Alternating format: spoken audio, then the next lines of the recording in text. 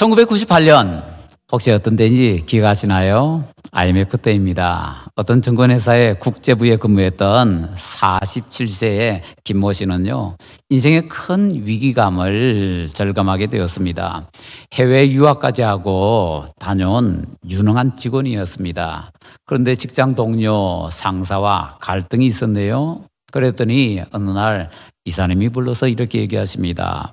이번에 명예퇴직하면 조건이 유리하니까 한번 신청해 보는 것이 어떤가. 담당 이사가 그렇게 말하고 나서요, 며칠 동안 그 말이 귀에 뱅뱅 맴돕니다. 당시의 심정을 그는 이렇게 얘기합니다.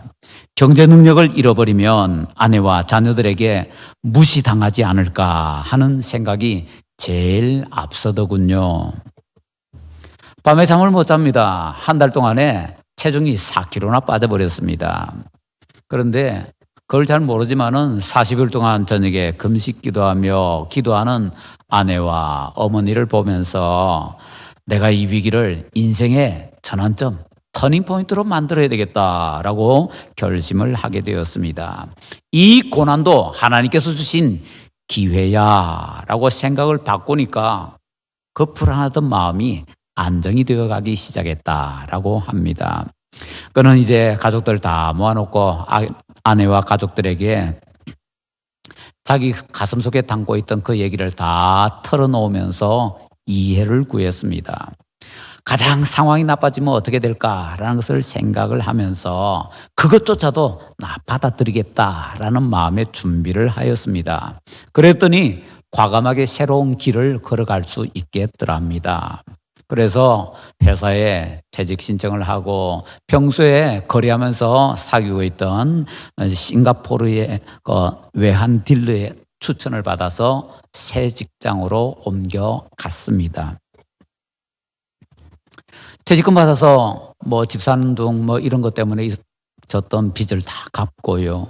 싱가포르에 있는 영국계 증권회사의 외환 딜러로서 물론 한국에서 근무합니다. 연봉이 그 당시에 1억 8천만 정도 되어서 승승장구하게 되었다라고 합니다. 그는 명예퇴직 당할 당시를 회상하며 그 시절에 자기는 하나님의 말씀을 계속 묵상했기 때문에 버텨낼 수 있었다고 고백합니다. 그가 가장 의지했던 말씀은 고린도후서 4장 8절부터 10절 말씀이라고 합니다. 우리가 사방으로 우겨쌈을 당하여도 쌓이지 아니하며 답답한 일을 당하여도 낙심하지 아니하며 박해를 받아도 버림받지 아니하며 거꾸로 뜨림을 당하여도 망하지 아니하고 우리가 항상 예수의 죽음을 몸에 짊어짐은 예수의 생명이 또한 우리 몸에 나타나게 하려 함이라. 말씀 때문에 힘 얻었다는 겁니다. 예수님 믿는 사람도요, 살아가면서 고난당할 수 있고 위기 당할 수 있습니다. 그렇지만 우리 예수님 믿는 사람들은요, 안 믿는 사람과 다르게 그 위기를 표적으로 만들 수가 있어야 됩니다. 예루살렘 교회는요, 위기를 만났습니다. 그런데 그 위기를요, 표적으로 바꿀 수가 있었습니다. 성전 미문에 앉아있던 그 걷지 못하는 사람을 고친 후에 예루살렘 교회 안팎으로 위기가 다가왔습니다. 먼저 4장의 앞부분을 보면은요, 그 걷지 못하는 사람을 이제 걷게 했던 바로 그 사건 때문에 잡혀가서 감옥에 들어가게 됩니다. 사도들이요. 그 다음에 신문을 받게 되고요, 협박을 받게 됩니다. 밖으로부터의 위기입니다. 그 다음에 5장에 보면요, 안으로부터의 위기가 있습니다. 그런 위기 가운데 교회가 평안해야 되는데 교회 안에서 아나니와 삽비라는 사람이 그냥 거짓말을 해가지고 사람들에게 인기를 얻기 위해서 노력을 합니다. 그래서 교회가 하마터면 썩어 잘못될 뻔했지요. 하나님의 은혜로 그들이 없어지고 겨우 위기를 모면하게 되었습니다. 교회가 안팎으로 막 위기가 몰아닥칩니다. 그런데 그 결과 예루살렘 교회에 큰 권능이 임하게 되고요, 큰 은혜가 있게 됩니다. 교회 안에서나 밖에서나 큰 두려움이 있게 됩니다. 그 결과 예루살렘 교회에 큰 부흥이 일어나게 됩니다. 우리가 가끔 가다가 부엉부엉 하는데요. 예루살렘 교회에 부엉이 있었는데 큰 부엉이 있었습니다. 우리가 한자로 대부엉이라고 하죠. 이 대부엉이 일어날 때는 그 전에 또 대부엉이 일어나는 동안에 대부엉 이후에 어떤 일이 일어나는가 오늘 그것을 한번 살펴보고자 합니다. 첫째로 12절 상반절에 보니까요. 대부엉 전에 표적과 기사가 많이 일어납니다. 사도들을 통해서 표적과 기사가 많이 일어났다고 합니다. 성전 미문에 앉아있던 그 걷지 못하는 사람을 걷는 것이 마치 시발점이 되는 것처럼 그때부터 기다렸다는 듯이 막 표적과 기사가 일어나기 시작합니다. 그들은 많은 위험에 처하게 됩니다. 그런데 그 위험을 기회로 바꾸어 버립니다. 많은 사람들이 얘기하지요. 위기라는 것은 위험, 기회, 위험과 기회를 합친 말이다 라고요. 어떤 사람은 위기를 위험으로 맞게 되고요. 어떤 사람은 위기를 기회로 맞게 됩니다. 예루살렘 교회는요, 위기를 기회로 만들게 되는데 그렇게 하는 데 있어서 뭐로 시작했는가? 표적과 기사가 일어나는 것으로부터 시작을 했다라는 것이지요. 우리도 어려움 만나고 위기를 만났을 때 잘 관리만 하면요, 하나님께서 은혜를 쏟아 부어 주셔서 우리 가운데 표적과 기사가 일어나게 되면은 우리도 그 위기를 기회로 만들 수가 있습니다. 자, 두 번째로요, 12절 하반절을 보니까 대부흥 전에는요, 예배에 힘씁니다. 솔로몬 행각에 모였다라고 하는데요. 솔로몬 행각은 헤롯 왕이 유대인들의 환심을 사기 위해서 이제 성전 건축할 때 조금 더 추가해서 만든 겁니다. 솔로몬 행각 이름이 그러니까 이거는 솔로몬이 첫 번째 성전을 지었는데 그때 다 무너졌는데 혹시 그 행각만 남은 것이 아니냐라고 생각할 수가 있는데요. 그건 아니고요. 바벨론에서 느부갓네살이 예루살렘 성전을 무너뜨릴 때 몽땅 다 무너뜨렸습니다. 남은 거 없습니다. 그리고 헤롯이 이제 새롭게 성전을 이제 개축을 하면서 그때에 유대인들의 관심을 사기 위해서 없던 행각을 만들고요. 그 행각 이름에 옛날 첫 번째 성전을 솔로몬이 지었으니까 솔로몬 행각하고 기념하기 위해서 이름을 붙여준 것입니다. 근데 행각이 뭐죠? 행각은요, 벽 없이 기둥 위에 지붕을 얹어놓은 긴 그런 복도라고 해야 되나요? 뭐 그런 것을 말합니다. 우리나라에 정자 생각하시면은요, 정자 벽이 없잖아요. 정자를 그냥 길게 늘어 놓았다라고 생각하시면 되는데, 단 정자는 보통 위에 가서 뭐 앉고 이러는데 그런 것보다는요, 그냥 정자 밑에 바닥 없이 그냥 쭉 길게 펼쳐 놓았다라고 생각을 하시면 될 것 같습니다. 자, 행각은 그러니까요, 벽이 없으니까 사방에서 다 볼 수가 있습니다. 예루살렘 교회 성도들이 다시 열심을 내어서 모이기 시작하는데 솔로몬 행각에 모였다고 합니다. 그러면요, 누구든지 볼 수 있잖아요. 이들이 조금 전에 뭘 받았는데요? 협박받았습니다. 예수님 이름으로 이런 거 저런 거 하지 말라고요. 그런데 공개적인 장소에서 공개적으로 모이는 겁니다. 잘못하면요, 목숨까지도 어떻게 될지 모르는데, 이 사람들은요, 공개적으로 이렇게 예배를 드리기 위해서 모이는 것입니다. 모여서 뭐 했겠습니까? 말씀 듣고, 찬송하고, 기도하고, 예배 그 자체 열심을 내었지요. 위기가 기회가 되게 하려면요, 가장 중요한 것은 하나님을 하나님 되시게 해야 됩니다. 하나님을 하나님 되시게 한다는 건 뭡니까? 하나님께서 주님이 되게 하셔야 되는 겁니다. 하나님께서 모든 것을 주재하실 수 있도록 주권을 하나님께 맡겨야 된다라는 것이지요. 예루살렘 교회는요, 예배를 통해서 하나님의 주권을 인정합니다. 그러면서 다 맡깁니다. 정말 위기의 때를 만나니까 모이기를 더욱더 힘씁니다. 히브리서 10장 25절에 이렇게 가르쳐 주죠. 모이기를 피하는 어떤 사람들의 습관과 같이 하지 말고 오직 권하여 그날이 가까움을 볼수록 더욱 그리하자. 이분들은요, 열심을 내어서 모이기를 힘썼습니다. 아나니아 삽비라 사건이 왜 생겼는가 생각을 해보면요, 걷지 못하는 사람을 걷게 하고 나서 교회에 엄청나게 부흥을 했는데 그 부흥을 하면서 약간 소홀해졌던 것 같아요. 영적으로 약간 느슨해지니까 그때 바로 사탄이 치고 들어와서는 교회 안에 어려운 일이 생기게 만들었던 것이지요. 그래서 이제 다시 교회가 정신 차리고 열심히 모이려고 노력을 하는 것입니다. 자, 교회의 건강 상태를 보여주는 가장 중요한 지표 중에 하나는요, 그 모임의 지표라고 하죠. 지표에 모이는 숫자입니다. 그럼 많이 모여야 된다는 얘기냐? 뭐 꼭 그런 건 아니고요. 모이는 숫자 그 자체 많으냐 그거보다는 진짜 중요한 건 뭔가 하면요, 꾸준하게 모이느냐, 바로 이겁니다.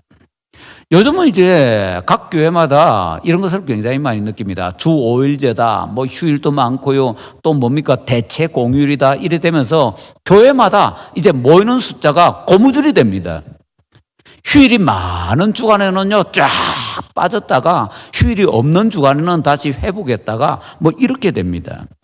그래서 휴일이 자꾸 끼게 되면은 뭐 풍선에 바람 빠지듯이 쭉쭉 빠져나가는데, 이거는요 교회의 건강에 문제가 있다라는 것입니다. 교회 출석 숫자가 들쭉날쭉하게 되면요 좀 뭔가 문제가 있다라는 겁니다. 그런데 살다 보면요 교회인들 뭐 교회 출석하는 숫자가 들쭉날쭉 할 수도 있습니다. 그런데 들쭉날쭉 하려면은요 제대로 좀 들쭉날쭉해야 됩니다. 무슨 얘기인가 하면은 휴일이다 해서 쭉 밑으로 빠졌다가 다시 올라오고 쭉 빠졌다가 올라오고 그러면요 전체적으로 쭉 내려가게 됩니다. 그러지 말고 뭔가 일이 있어서 으쌰 해서 한번 모여가지고 쭉 올라갔다 내려오고 쭉 올라갔다 내려오고 이러면요 전체적으로 올라가게 됩니다. 이왕 들쭉날쭉 할 바에는 밑으로 처지지 말고 위로 쳐 올리면서 그렇게 나아가야 교회가 건강할 수 있다라는 것이죠. 자, 그렇게 교회가 열심히 모이기를 힘쓸 때에 예배를 힘쓰게 되고요, 예배를 힘쓸 때에 하나님께서 이제 대부흥을 허락해 주십니다. 자, 그러면 예배로 모일 때 뭐에 가장 힘써야 될까요? 말씀 듣는 것, 찬송하는 것, 기도하는 것 다 중요하잖아요. 그런데 우리가 이렇게 말씀을 생각하면은 고난당한 자는 기도해라 라고 말씀하시니까 위기는 고난의 때잖아요. 그런 때에는 이 예배 가운데서도 특별히 기도에 조금 더 많이 열심을 기울이면서 집중을 해야 된다라는 것이지요. 2차 대전 중에 에디 리켄베크 대위가 그 일행을 이렇게 데리고서 세계 토픽이 된 적이 있습니다. 이 사람들은요 공군인데 비행기가 추락해가지고 망망대해서 떠돌아다녔습니다. 참 비행기 추락하는데도 이 재주가 좋아가지고 어떻게든 살아남은 거지요. 뗏목 하나 어떻게 해가지고 뗏목 위에서 이제 여러 사람들이 버티고 있었는데요, 망망대해니까 가끔가다 파도가 치면 뭐 집채 같은 파도가 막 이렇게 쳐옵니다. 그리고 낮에 태양이 얼마나 내리쬐는지요. 먹을 것도 없고 마실 것도 없습니다. 구조될 것이라고는 눈곱만큼도 희망을 가질 수가 없습니다. 그런데 거기서 목마름, 배고픔과 싸우면서 낮에 그 더위, 밤이 좀 또 춥습니다. 추위가 싸우고 있는데 갑자기 저기서 뭔가 이렇게 스물스물 오는데 보니까 상어들이 뭔가 먹을 거 있나 하고 옆에 왔다 갔다 하는데요, 이거 모두 다 공포밖에 없습니다. 정말 무서워 죽겠더랍니다. 며칠이 지나자 정말 죽을 지경이 되었습니다. 그런데 그 최악의 상황 가운데에서 그들 중에 몇몇 사람들이 어릴 때, 그리고 집에 있을 때에 가정에서 교회에서 예수님의 복음을 들었던 것을 기억하게 됩니다. 군대는요 기도원협회에서 이렇게 성경책 나눠주잖아요. 작아서 이렇게 주머니에 꽂고 다니기도 하거든요. 몇 사람이 마침 그렇게 주머니에 성경을 가지고 있어서 그들이요 그 망망대에 뗏목 위에서 어떻게 낮에 좀 기회가 될 때 성경을 읽기 시작했습니다. 가장 절박한 가운데 말씀을 읽으면서요 주님을 찾기 시작했습니다. 그리고 그들을 이끌고 있던 리켄베커 대장이죠. 물 가운데로 지날 때 그 물이 침몰하지 못하게 만들어주시고, 불 가운데 지날 때 불이 거슬리지 못하게 하나님께서 만들어주신다라는 것을 믿었습니다. 그리고는 그 하나님께 같이 기도하자고 기도로 매달렸습니다. 전체다가 하나님께 기도하는데요. 제일 먼저는 하나님 혹시 저희가 뭐 죄진 거 있으면은 용서해 주시기 바랍니다. 회개 기도를 합니다. 각자 생각나는 거 이렇게 회개 기도를 하고요. 그 다음에는 이제 주님 저희들을 구해 주시옵소서 구조를 요청하는 기도를 했습니다. 모든 것을 보시는 하나님께서 아무리 망망대지만 그들 못 보시겠어요? 그들 다 보셨습니다. 그들이 SOS를 치는데 뭐 모르슨 뭐 이런 거 뭐 아무것도 없잖아요. 오직 하늘나라로만 SOS 치는 거지요. 하나님께서 그 기도를 들어주셨습니다. 전능하시기 때문에 그 기도에 응답해 주기에 충분한 능력이 있으셨습니다. 그래서 어떤 일이 벌어졌는가 하면요. 망망대해에서 갈매기 한 마리가 날아왔습니다. 갈매기는요. 육지가 있어야 날아다니지 육지 없는 곳에는 갈매기 없습니다. 그런데 망망대해에서 어디서 왔는지 모르겠는데 갈매기 하나가 날아오더니만은 그 일행 중에 머리 위에 딱 앉는 겁니다. 옆에 앉았던 사람이 살 해가지고 탁 잡았죠. 그리고는 조금밖에 안 되지만 같이 나눠 먹었습니다. 그 중에 일부를 남겨가지고 낚시한다고 바닷물 속에 넣었는데요. 이게 낚시질이 되는 겁니다. 그래서 낚시를 통해서 이제 물고기 잡아서 식사를 하게 되었습니다. 자, 그런 때에 갑자기 하늘이 캄캄해지더만 폭우가 막 쏟아지는 겁니다. 그래서 얼른 자기들 할 수 있는 대로 물 챙겨가지고는 이제 그 물을 마시게 되었고요. 조금 준비를 하게 됩니다. 그러면서 낮에 땡볕 때 아유 덥다 이러는데 그 더위도 시원하게 되었다고 합니다. 그들은 그걸 경험하면서 진짜 하나님 살아계시는구나. 하나님 우리를 도와주시는구나. 용기를 얻고서 더 간절히 하나님 앞에 매달리게 되었습니다. 그래서 20일 만에 기적적으로 구조를 받게 되었고 이게 세계 토픽이 되었습니다. 신문기자들이 야 당신들은 어떻게 그 공포, 역경, 배고픔, 뭐 목마름 그리고 뭐 뜨거움 추움 뭐 이런 거 다 견뎌낼 수 있었느냐 물어보니까 리켄베커 대의가 딱 한 문장으로 이렇게 대답했다고 합니다. 우리는 믿음으로 기도했습니다. 이게 우리에게 필요하다는 거죠. 실제로 대부흥전에 어떤 일이 있습니까? 13절에 보니까 교회에 대한 두려움과 인정이 생깁니다. 대부흥이 점점 다가오는 때는요, 일반 사람들 가운데서 그리고 교회 안에서도요, 예수님에 대한 두려움이 생기기 시작합니다. 하나님에 대한 두려움이 생기기 시작하면서 함부로 하나님을 폄훼하는, 교회를 폄훼하는 말을 하지 못하게 됩니다. 교인들에 대해서도 함부로 말을 하지 못하고요, 조금 거리감을 가지게 됩니다. 막 대하다가 이제는 조금 조심한다라는 것이지요. 그러면서 교인들을 인정하기 시작하게 됩니다. 교인들의 삶이 성경대로 살면은 그들과 다른데 그 다른 삶을 인정할 수밖에 없거든요. 그래서 인정하면서 칭찬을 하게 됩니다. 가만히 생각해 보니까 이런 게 언제 필요합니까? 지금 우리한테 필요하잖아요. 우리 시대에 정말 이게 필요하잖아요. 사람들이 하나님을 두려워하고 더 나아가서 하나님을 인정하고 우리도 인정하고 우리를 칭찬하는 그러한 일까지 벌어지는 이것이 지금 우리에게 간절히 필요하더라라는 것이지요. 자, 대부흥은 이러한 준비를 통해서 어떻게 하느냐? 네 번째, 이제 실제로 대부흥이 일어납니다. 14절을 보니까요. 믿는 사람들이 폭발적으로 증가를 하게 됩니다. 우리가 보통 부흥 이렇게 많이 하는데요. 부흥에 대해서 각자 말하는 뜻이 다 다릅니다. 그런데 많은 사람들이 뭐 비슷하게 받아들이는 부흥의 뜻은 뭐냐면요. 한꺼번에 많은 사람들이 갑자기 예수님 믿고 돌아오게 되는 것, 이런 것을 부흥이라고 합니다. 여기에 남녀의 큰 무리가 예수님을 믿게 되었다고 하잖아요. 이게 바로 대부흥이 일어났다는 겁니다. 큰 무리가 예수님 믿게 되었으니까. 그냥 많은 무리가 믿게 되었다면 부흥이 일어난 거고요. 큰 무리가.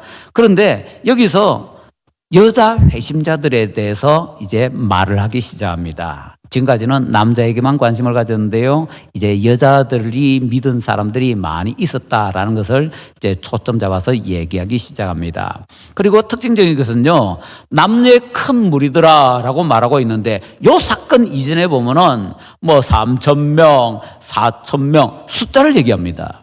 그런데 여기서부터는요, 숫자 얘기 안 합니다. 뭐죠? 너무 많아져서 이제부터는 숫자 못 센다는 겁니다. 숫자 세는 거 포기할 정도로 엄청난 대부흥이 일어나게 되었더라 하는 것이죠. 앞에 세 가지 대부흥 이전에 그런 준비들을 통해서 이제 본격적으로 대부흥이 일어나게 되었다라는 것이죠. 우리는 대부흥을 사모할 때 능력을 사모합니다. 병고침을 간구합니다. 문제 해결을 사모합니다. 그런데 그때요, 우리가 그런 거 사모하면서 기도할 때 이런 질문을 하나 던질 필요가 있습니다. 내가 무엇 때문에 그것을 원하고 무엇 때문에 그것을 위해서 기도하지? 틀림없이 하나님께서는요, 위기의 상황에서 우리를 도와주십니다. 그거 좋은 겁니다. 놓치면 안 됩니다. 그런데 그때 중요한 가장 핵심적인 것을 놓치고 있을 수가 있습니다. 그게 뭘까요? 성경에서 어떤 놀라운 일이 일어나고 표적과 기사가 일어나고 대부흥이 일어날 때 그 내용을 가만히 보면요, 하나님께서 어떤 때는 병고침 주시고 귀신 쫓음을 주시고 놀라운 이적을 주시고 이럴 때 왜 일어났지 살펴보면 어떤 개인 잘 먹고 잘 살라고 그거 주시는 것 아닙니다. 그 일을 통해서 1차적으로는 하나님께 영광을 돌리게 되고, 그 다음에 더 나가서 그 일을 통해서 예수님 믿는 사람이 많아지게 하는 것, 그게 목적이더라라는 것입니다. 이거 빼버리면요 소용이 없다는 거죠. 우리가요, 직장 없는 사람 직장 생겨야 됩니다. 사업이 잘 안 되는 사람 사업 잘 돼야 됩니다. 그런데 내가 잘 먹고 잘 살기 위해서 직장 주시옵소서, 내가 떵떵거리기 위해서 사업 잘 되게 하여 주시옵소서, 이 목적이 잘못됐다는 거죠. 주님의 복음을 전하는 데 쓰임받고 싶으니 제게 직장을 주시옵소서. 제가 예수님 믿는 사람들 좀 더 많아지도록 하는데 쓰임받고 싶으니 그 도구가 되기 위해서 제 사업에 은혜를 베풀어 주시옵소서. 뭐 이렇게 목적 자체가 분명해야 된다는 거죠. 그래야 하나님께서 너 목표가 정확하네, 그렇다면은 뭐 더 이상 흔들릴 필요 없이 하고 우리에게 은혜를 주시게 된다라는 것이죠. 자, 14절에 일어나는 이 현상, 수많은 사람들이 갑자기 한꺼번에 예수님 믿겠다고 막 몰려오게 되는, 물론 그것 때문에 사회의 전반적인 모든 것이 다 바뀌게 됩니다. 이런 것들을 부흥, 그리고 큰 것은 대부흥이라고 한다고 했습니다. 근데 대부흥이 일어나는 시기가 언제냐 보면은요, 이 부흥을 연구하는 학자들이 이렇게 세 가지 때에 대부흥이 일어나더라라고 제시합니다. 첫 번째는요, 새로운 선교지가 개척될 때, 그러니까 선교지 가서 새롭게 시작할 때, 우리나라 선교 시작할 때도 놀라운 표적과 기사를 통해서 부흥이 일어났잖아요. 그리고 새로운 교회가 개척이 될 때에 그런 일이 많이 일어난다라는 것입니다. 두 번째로는요, 타락한 세대를 회복시키고 구원시키려 하실 때에 아마 가장 대표적인 것은 종교개혁 때일 것 같습니다. 그 다음에 세 번째로는요, 앞으로 큰 위기가 오는데 그냥 있으면은 그 위기 맞고는 쓰러지고 없어져 버리기 때문에 위기를 이길 수 있는 능력을 주기 위해서 대부흥을 허락해 주실 때가 있다라는 것입니다. 예루살렘 교회는요, 세 가지 다 합니다. 예루살렘 교회는요, 지금 세워진 지 얼마 안 됩니다. 신생교회입니다. 그런데 예루살렘 교회 신앙적으로 암흑기가 슬 찾아옵니다. 아나니와 삽비라 사건이 일어나면서 교회에서 굉장히 안 좋은 일이 벌어졌습니다. 그리고 또 어떤 일이 납니까? 조금 있다가 서대환 집사님의 순교 사건이 일어나게 됩니다. 그래서 성도들이 막 흩어지게 됩니다. 준비 안 되면 끝장나 버리는 거죠. 그래서 하나님께서 예루살렘 교회에 대부흥을 허락해 주셨더라라는 것이지요. 부흥 가운데 유명한 부흥 여러 개가 있는데요, 우리나라 사람들이 가장 잘 아는 부흥은 평양 대부흥이죠. 평양은요, 평양 부흥이라고 하는 것은 제가 지금까지 한 번도 못 들어봤습니다. 한국 사람들이 얘기할 때 항상 평양 대부흥이라고 합니다. 사실 엄청난 부흥이 있었거든요. 근데 평양 대부흥도 언제 일어났지라고 살펴보면요. 평양 대부흥이 일어날 때 우리나라 교회가 세워진 지 얼마 안 될 때였습니다. 1885년부터 선교사님들이 와서 이제 살짝 복음을 전하기 시작했거든요. 그로부터 뭐 얼마 됐습니까? 한 20년 조금 지났습니까? 그때 1907년에 평양 대부흥이 일어났거든요. 한국 교회가 처음 막 초창기 때였습니다. 그리고 사회적으로 국가적으로 우리는 암흑기였습니다. 일본에게 나라를 빼앗기기 직전에 암흑기. 그리고 더 나가서 이제 큰 사건들이 막 몰아닥칠 때인데 백오인 뭐 사건이라든지 뭐 이런 것들. 백오인 사건 우리 국사책에서 배우잖아요. 뭐 독립운동하는 사람들을 막 일제가 이제 뭐 잡아내 가지고 뭐 어떻게 했다. 그건 뭐 물론 구한말이니까 뭐 그런 일들을 얘기하는데 진짜 핵심은요. 그거 기독교 박해하기 위해서 만든 사건입니다.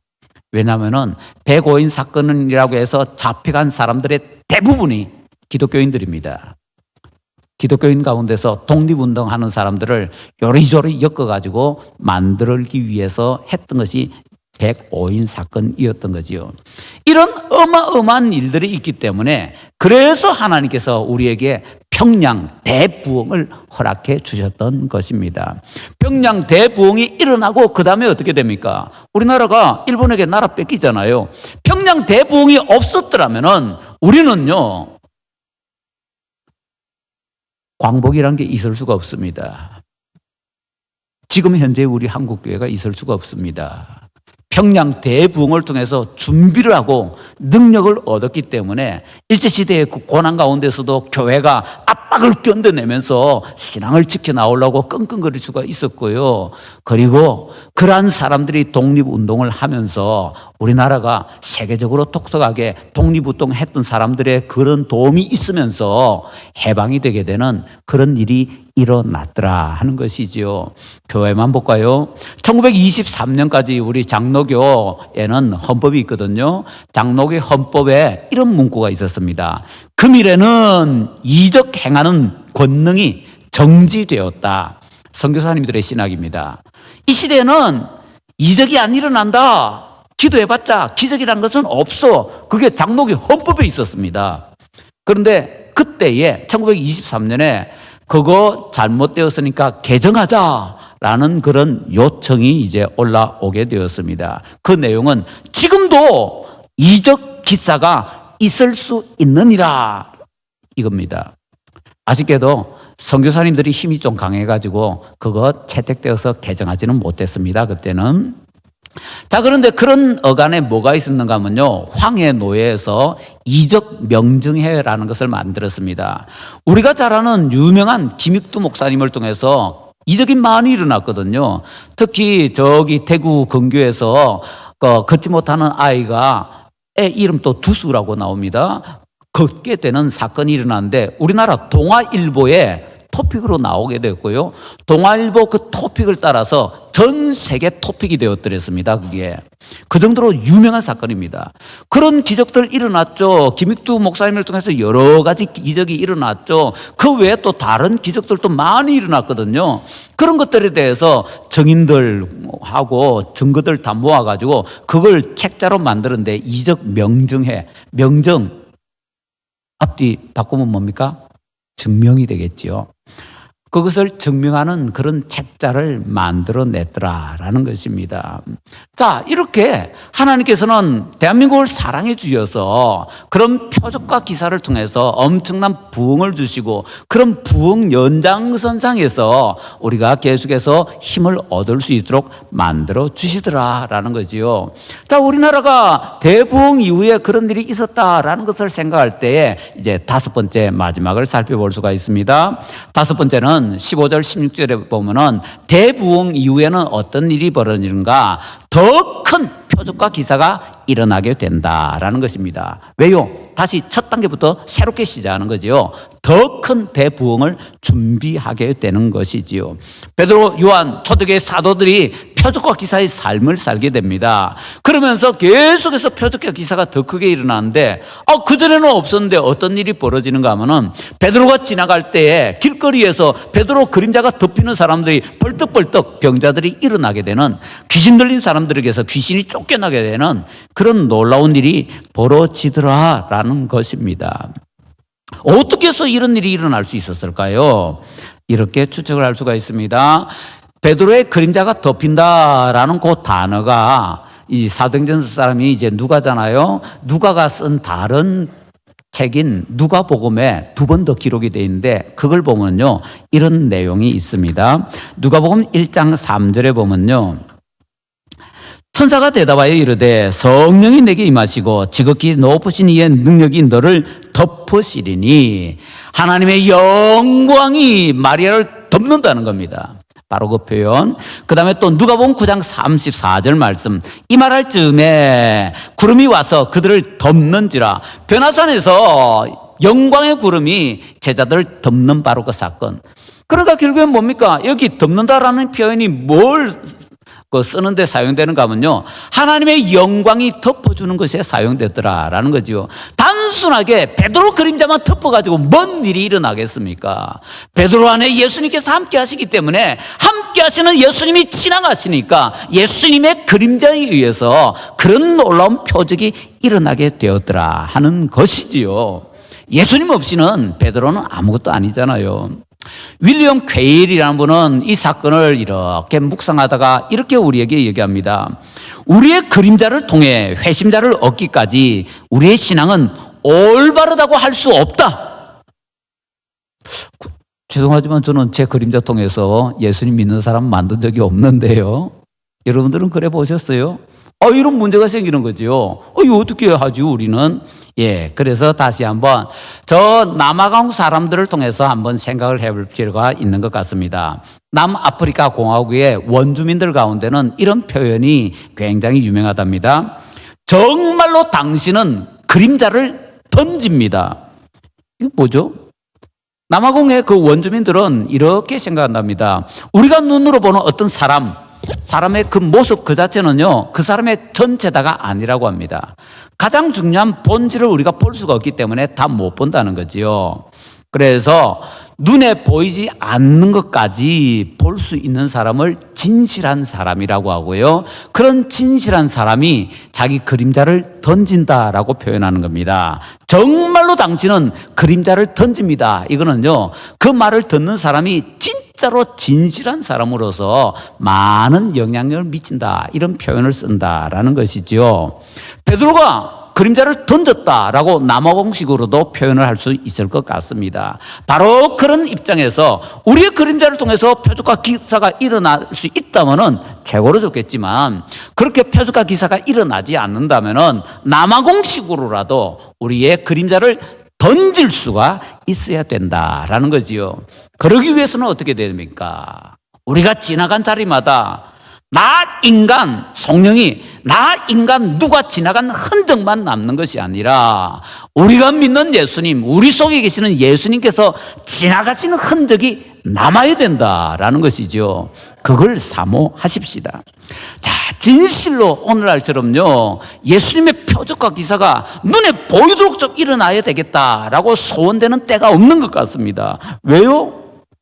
너무너무 비기독교적으로, 반기독교적으로 막 몰아대고 있으니까.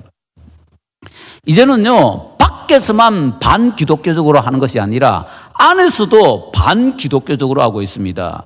대표적인 예가 뭡니까? 어느 신학교 교수라는 사람이 절에 가서 저 승려들 앞에서 막 강의를 하는데 성경을 깨부수는 강의를 합니다. 여러분들 상상이 되세요? 그 사람이 누군가 하면 돌 김용옥입니다. 돌 김용옥이요, 기독교에 대해서 절대적으로 부정적인 사람인데 한신대학교 석좌 교수가 되었습니다. 한신대학교 석좌 교수의 자격으로 절에 가서 중들 앞에서 성경은 이게 잘못됐고 이게 잘못됐고 이게 잘못됐고 이거 다 거짓말이고, 그렇게 지금 강의를 하고 다니고 있습니다. 그게 우리 시대입니다. 기독교 종교 자체에서, 교회 자체에서 교회를 무너뜨리는 이런 말도 안 되는 일들이 벌어지고 있는 게 바로 지금 우리가 몸담고 살고 있는 이 시대의 교회들아라는 것이죠. 그렇기 때문에 더욱더 사도행전에 나오는 이런 역사들처럼 주님, 우리의 그림자를 통해서 역사가 일어나지만 눈에 보이는 표적과 기사를 통해서도 좀 일어나게 하여 주시옵소서. 우리가 소망을 좀 해야 되겠습니다. 캠벨 모간이라는 목사님은 이렇게 얘기합니다. 교회는 세상에서 가장 작았을 때 세상을 위해서 가장 많은 일을 했다. 예루살렘에서 교회가 가장 시원찮은 것으로 취급을 받을 때 큰 일을 했잖아요. 그런데 중세시대 토마스 아퀴나스 시대에는 교회가 돈이 많아졌고요. 요즘 시대는 돈만 많은 것이 아니라 건물도 대단하고요. 교회들이 참 괜찮습니다. 어쩌면 그렇기 때문에 교회가 더욱더 세상을 위해서 많은 일을 하지 못하고 하나님께서 주시는 표적과 기사를 경험하지 못하는 것이 아닌가라고 생각이 됩니다. 어떤 분은 얘기합니다. 능력이 없는 복음은 복음이 아니다. 말과 혀로만 하지 말고 행할과 진실함으로 사랑하고 너는 말로 복음을 보이라 나는 행함으로 보일 것이다. 이렇게 말할 수 있는 그런 일이 우리 가운데서 좀 일어나야 되겠다라는 것입니다. 그러기 위해서는 우리의 기도가 응답받아야 됩니다. 응답받기 위해서는요, 간절히 기도 응답해 줄 때까지 우리가 매달릴 수 있어야 되겠습니다. 그렇게 기도하기 위해서는요, 중간에 낙심하지 말아야 됩니다. 낙심하지 않는 것에 대해서는 나폴레옹을 통해서 한번 배워보십시다. 나폴레옹이 프랑스의 사관학교에 입학해 있던 당시에 괴로워 죽으려고 했습니다. 이유는요, 동료들이 자꾸 조롱하고 멸시하기 때문이었습니다. 코르시카의 가난뱅이, 촌놈, 땅딸보 얼마나 따라다니면서 욕을 하는지. 그래서 너무너무 괴로워서 나폴레옹이 고향에 있는 어머니한테 편지를 보냈다고 합니다. 그런 내용을 다 써서 힘들어 죽겠다고 했더니 어머니가 답장을 보냈습니다. 그 답장에 이렇게 보냈다고 하네요. 비굴해지지 말아라. 일찍이 좋은 환경에서 영웅이 탄생한 적이 없다. 네게 무서운 적이 있다면 그건 바로 허영과 사치다. 가장 귀한 친구는 독서라고 생각해라. 어머니의 편지를 읽고는 나폴레옹이 다시 한번 힘을 냈습니다. 그리고는 결심합니다. 나는 이제 절대로 낙심하지 않겠다. 역경을 능히 헤쳐나갈 결심을 했기 때문이다. 어머니 편지가 사람을 이렇게 힘있게 만들 수 있고 결심할 수 있게 만든다면요, 하나님의 편지인 신구약 성경을 들고 있는 우리는 더욱더 이것을 통해서 힘을 낼 수가 있지 않겠습니까? 낙심하지 말고 기도하여 주여 우리에게도 대부흥을 허락해 주시옵소서. 기도에 응답받을 수 있는 우리 모두가 되시기를 예수님 이름으로 축원합니다.